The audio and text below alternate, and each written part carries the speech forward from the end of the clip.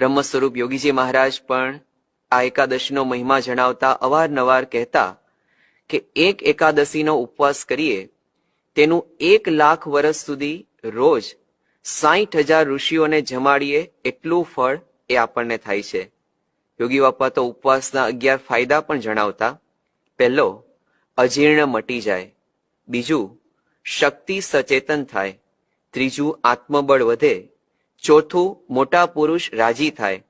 પાંચમું, ભગવાનનો સાક્ષાત્કાર થાય. છઠ્ઠું, તપ જેવું વાલું છે વાલમને. સાતમું, દેહ દમન ને આત્મવિચારથી ઇન્દ્રિયો અંતઃકરણ જીતાય. આઠમું, સ્ફૂર્તિમાં રહેવાય. નવમું, વહેલા ઉઠાય, ઊંઘનો સંકોચ થાય. 10મું, તાવ તરિયો મંદવાળ ન આવે.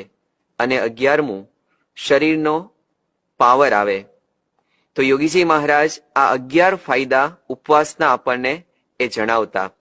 પરમ પૂજ્ય મહંત સ્વામી મહારાજ પણ પુરુષોત્તમ બોલ્યા પ્રીતે ગ્રંથના આધારે આ એકાદશીનો અપરંપાર મહિમા ગાતા જણાવે છે કે મેથાણમાં શ્રીહરિએ એકાદશીનું વ્રત કરવા હરિજનોને મીઠા વચને કહ્યું કે એકાદશીનું વ્રત કરવું.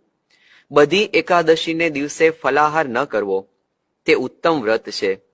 એમાં પણ દેવ પોઢી, દેવ ઉઠી અને જળજીલણી એ 3 એકાદશીઓ તો